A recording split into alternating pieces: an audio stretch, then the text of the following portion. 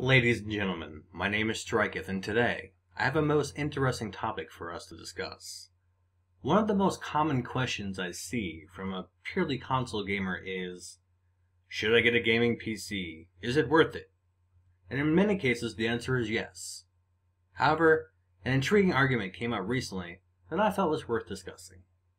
It comes down to the quality of PC ports, multi-platform AAA releases, and the current state of PC gaming, just to name a few. But before we get into that, let's start at the beginning, because we have a whole lot to discuss, and we're just getting started.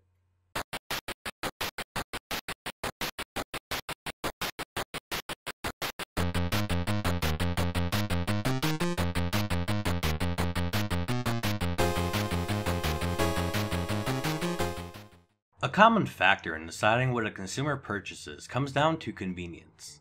Is it more comfortable for them to sit in front of a computer and play their games of choice, or is the living room with a comfy couch and a surround sound system more to their liking? You also have to consider space. Not everyone has the space for a computer desk, let alone a computer tower, and sometimes it's just easier to have a small box sitting on top of your entertainment center rather than the full shebang that comes with PC gaming. These are all very important things to consider, and I feel like they're skipped over far too often. Next, it usually comes down to the games. What games do you want to play, who is publishing them, and which platforms are they on?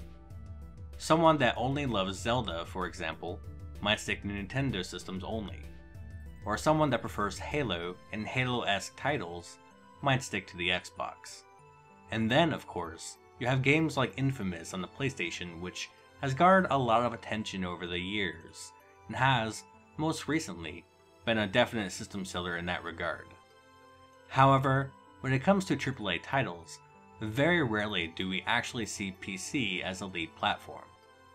Usually, PC is a platform that games get ported to down the road, and then of course, many games never come to PC at all.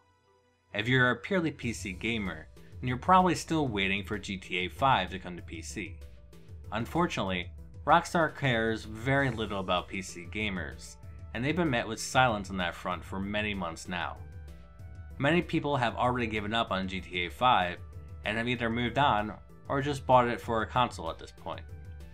So, in that regard, PC gamers tend to get screwed over a bit. Not only do they get inferior versions of the games they want to play, but more often than not, the games they're interested in never actually make it onto the PC platform. Other times, if the game does actually make it onto the PC, then it's severely delayed. Case in point, Dark Souls 2. Many would consider that a deal breaker in itself when comparing PC gaming to console gaming. But of course there is also indie games.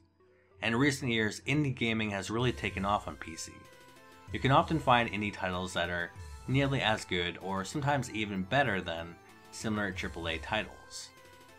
Also, indie devs tend to take more risk and bring more unique ideas to the table. Because of the nature of being indie, they're able to take their dreams and their passions and fully invest that into the games that they're creating. Some of the more popular games over the years have been developed by indie game studios, consisting of a very small team of just a few people, or even, in some rare cases, just one single developer making the game of his dreams. The recent release of Banished is a great example of this. It's been relatively successful since it came out, and the entire game was developed by one person. Sony has also been getting onto the indie boat, and they've been very receptive to indie devs in recent times. More and more indie games are popping up on the PlayStation Store, and general feedback from developers that have dealt with Sony have been very positive. Microsoft, on the other hand, still hasn't really gotten the memo about indie games, and they really just don't seem very interested in the indie side of things at all. From what I've read, the overall process of dealing with Microsoft is a bit of a nightmare, and they give indie devs the cold shoulder more often than not. Plus, the indie things on Xbox Live has mostly consisted of absolute trash, such as Minecraft clones and so on, though there have been a few good titles of course. And again, this takes us to the next point. Indie games are fantastic, and I really love the fact that these guys are able to put out games and enjoy a bit of success, where in the past, this would have never really been possible. However, indie games are not system sellers.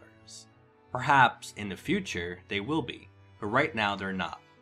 While I thought Journey was a great game on the PS3, I highly doubt anyone bought a PS3 just for Journey. Likewise, with other indie games. They're a nice perk of owning a system, whether it be a console or PC, but they're not enough to really motivate anyone to commit hundreds of dollars in either direction. And now we have the issues with Valve and the Steam store. Anyone that's been paying attention to the Steam releases over the recent months will have seen that a lot of shovelware and straight up insults to gamers have been popping up out of Steam Greenlight, and as far as back as 1992. I kid you not, there are publishers that have been dumping their entire back catalogs on Steam for games that have been out for months, years, sometimes even over a decade, and have no support from the developers at all at this point.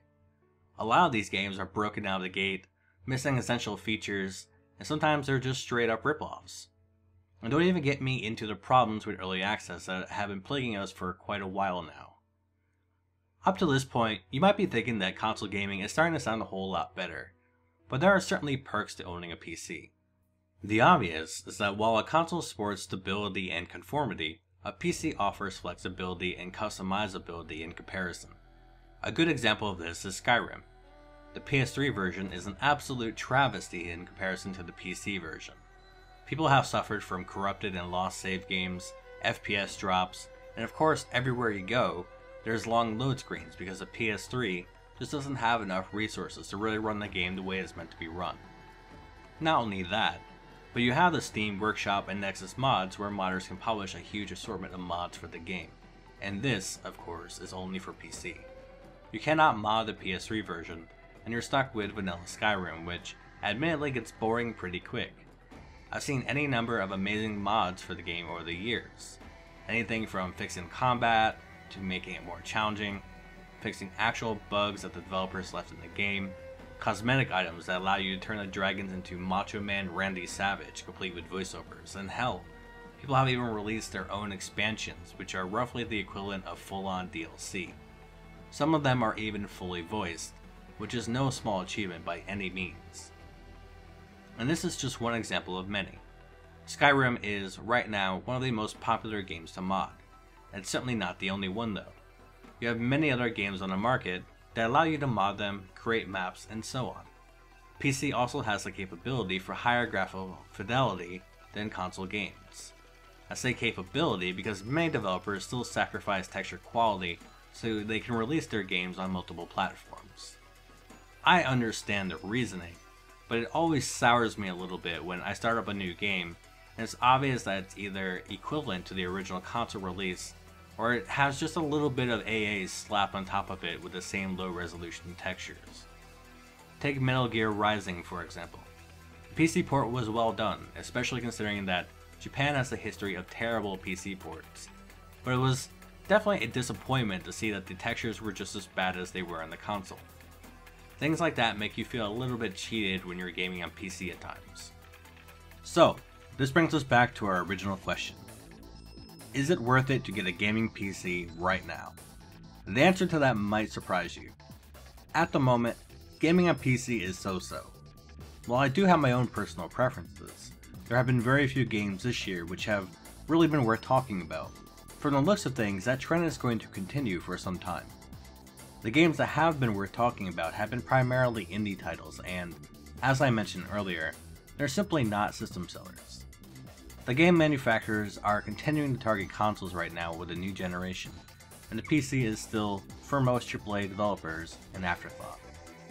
At the end of the day, you should go where the games are. If you have the space and can afford both a console and a gaming PC, then I recommend both.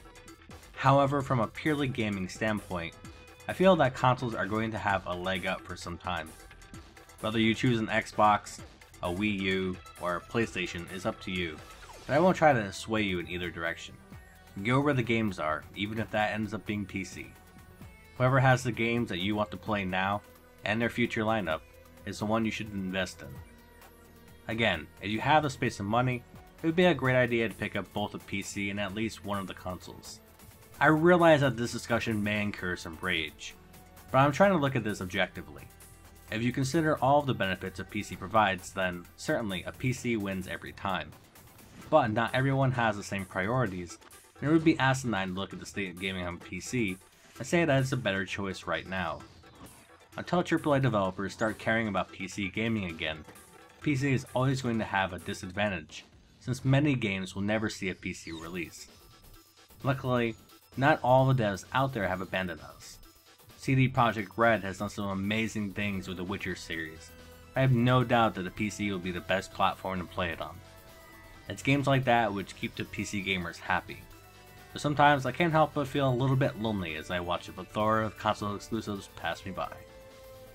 With all that being said, I am and always will be a PC gamer. I respect any gamer no matter their platform of choice, and for me, the better choice is PC. Let me know in the comments section below what platform you chose and why, whether it be the Xbox, Nintendo, PlayStation, or PC, as I'm always interested in hearing why people choose what they choose. As always, thanks for watching. This is Streketh, checking out.